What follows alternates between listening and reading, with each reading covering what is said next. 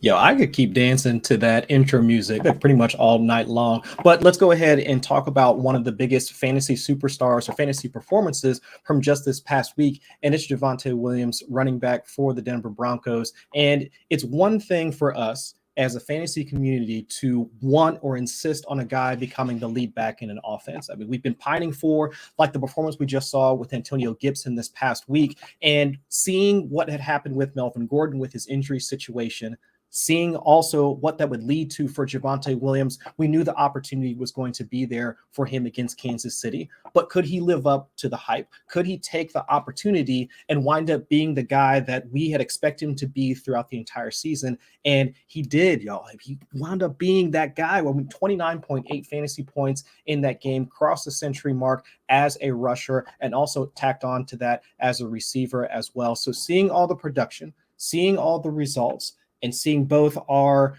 pre-draft biases now come into fruition here in a primetime game, it's too much for us to think about him as anything less than an RB1 moving forward. But let's contextualize his entire season. Let's contextualize his opportunity in week 13 and prior to that. And let's also try and think about just the range of expectations we could possibly have for him over the last 4 to 5 weeks of the season as the Broncos wrap up their 2021 season. So let's take it by the numbers. And y'all know how I like to try and look at things from that context. So let's pull it up. And let's look at how he's performed so far throughout the season. I mean, Javonte Williams on his own, in his own right, he has been a good rusher.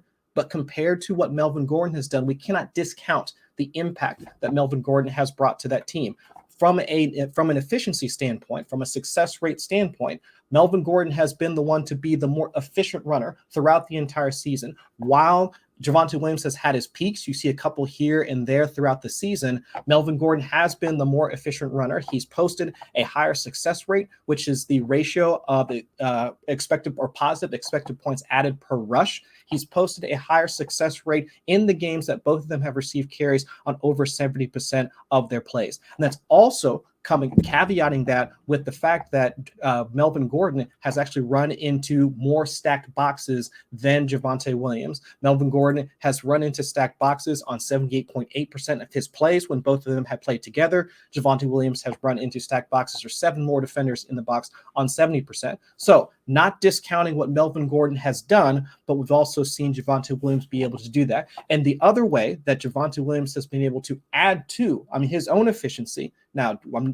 Williams has been no slouch as a runner, but he's also been able to do better as a pass catcher. Looking at his passing role within the Denver Broncos offense from a targets per route run standpoint, that's where the rookie has actually made his hay and been the better, all-around running back compared to Melvin Gordon from a targets per route run rate, which helps measure team intent or quarterback intent, because even if you are running fewer routes and on the field for less passing down situations, seeing his targets per route run spike on a number of weeks so far, that gives us a better indication of what the team thinks of him as a receiver. And we've seen Javonte Williams be the better receiver than Melvin Gordon, despite both of them getting touches. Then also from an efficiency standpoint, both of these stats, courtesy of Pro Football Focus, yards per route run, which is one of the more, prolific or more prominent metrics that folks are using now in order to measure how receivers are doing. Yards per route run.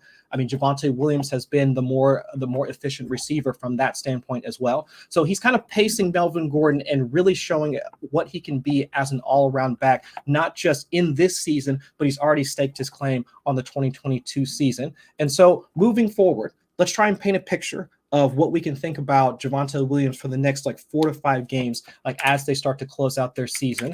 Looking at the rankings that we have over here on Football Guys, Javonte Williams sitting there as a fringe top 12 back. And we're not even talking about if Melvin Gordon is going to be back this upcoming week. He's put in 2 limited practices this week so far. He's insisting that he wants to be able to play, or he feels like he's going to be able to play and force that timeshare that they had. But let's walk down Narrative Street real quick, y'all. Let's think about where the Broncos are at in their season right now. Looking at the playoff picture right now, they're sitting here at 12th in the AFC. Looking at the matchups that they have moving forward over the next few weeks, they've got Detroit, they've got Cincinnati, they've got the Raiders, and they've got the Chargers. Now, at least one of those is going to be another divisional match, one that they won with the help of both Melvin Gordon and Javonte Williams being a part of that offense. Melvin Gordon led the way on the ground. Javonte Williams led the way through the air. Let's think about each of those matchups. All four of those matchups feature defenses that Javonte Williams and Melvin Gordon and possibly Mike Boone will see what his availability is going to look like or what that rotation is going to look like. All four of those teams are bottom 12 in schedule adjusted fantasy points to the running back position, and that's using PPR scoring formats.